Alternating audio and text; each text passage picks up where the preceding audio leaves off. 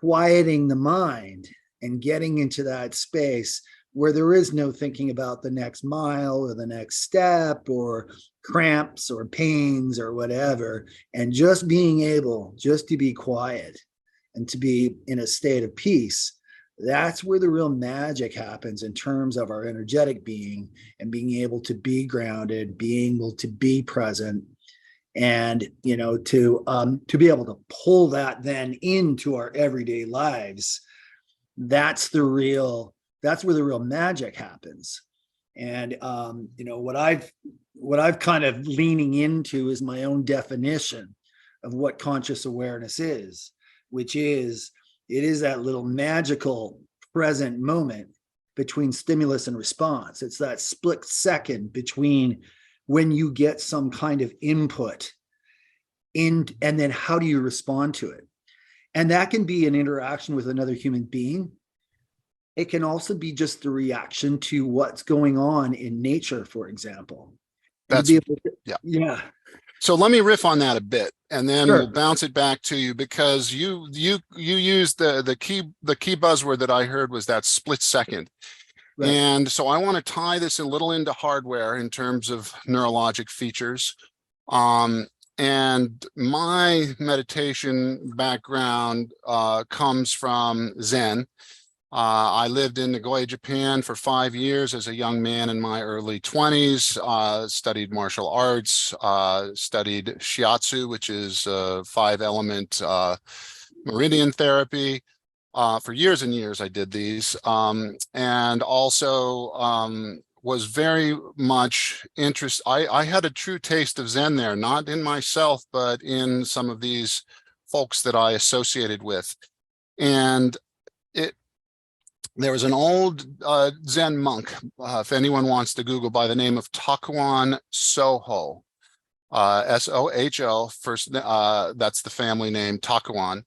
And he wrote a series of articles or a series of letters to swordmasters, and swordmasters would come to speak with him and study with him. The greatest swordsman of all time, Miyamoto Musashi, who was involved in over 60 death duels with the sword. So you thought MMA was a serious sport, with Khabib Nurmagomedov being undefeated at, I think, 38-0. Musashi was undefeated in death matches at 60-0, and he eventually became a very spiritual person, and he actually gave up his sword because he realized he could not lose. And the very act of carrying this sword meant people were going to challenge them and he would have to strike them down. So Takuan Soho discusses this Japanese concept of Mushin, M-U-S-H-I-N, if anyone wants to do a little research on that, where he talks about if when you are staring down your opponent who has their swords drawn, if there is even a hair's breadth, he didn't use a split second, he used the word hair's breadth, of a gap in your thought processes, then you will be struck down. And there's a wonderful autobiography, or rather a biography of Miyamoto Musashi, not the Book of Five Rings, which is used for a lot of business applications, but this is written by a gentleman by the name of Eiji Yoshikawa, who, it's a great book. It's kind of a boy's coming of age book, but anyone who's interested in flow states or martial arts, I highly recommend it. It's a big tome of a book. And Musashi went through developmental processes from the age of a cocky teenager at the Battle of Sekigahara, which was a big Civil War battle, all the way through his development, his spiritual evolution, working with Takuan Soho. And so there's a lot of history that ties directly into not only performance, which is the secondary aspect of this, but also the amounts of awareness. To tie this into meditation and psychedelic states and the hardware of our neurology, there is something that and Guy, I want to hear your talk, but let me riff on this a little bit longer. There's something neurologically speaking called the default mode network. It's our typical default mode that we're in, where we think of ourselves as these separate, isolated individuals. And part of what psychedelics are doing, we know from research, ongoing and still in its infancy, and also part of what meditation are doing, are that they are working on the identical neurologic and biochemical processes and the neurology from slightly different approaches. And what happens when we enter a flow state is the default mode network kind of gets downregulated, and something that I don't like the term is called the task mode network. I think that that's a misnomer. I would prefer that it was called the skill mode network. When we do things that we're really skilled at, many of us have this, even if it's just knitting or playing music or football, soccer.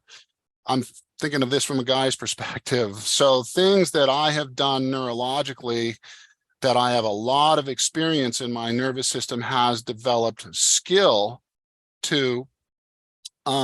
There's a sense of comfort and pleasure when we do skillful acts, things that we are particularly good at.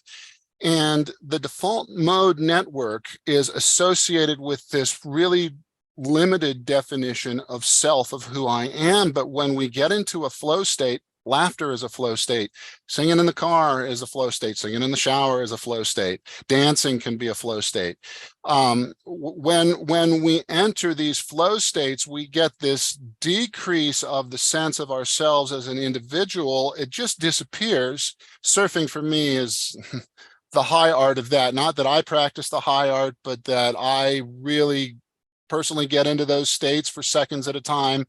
And I'm not a good surfer, but the real artists will talk about that, especially getting tube riding or getting barreled as they speak, where you're actually in the tube of the wave and time and space kind of slow down. There's all these neurologic reasons for this. And the technologies for accessing these states are very old. When combined with some of the neurologic features that we're now understanding, it kind of can enhance these old technologies, in my opinion. And I think that's a part of what you are doing. So long rant. I think I just wanted to get that all out there. Talk to me about what resonates with that for you, please, Guy. Yeah, for sure. Thanks, Jake. That wasn't a rant. I hope I never have to come up against you in a game of Jeopardy, because I think you would kill it.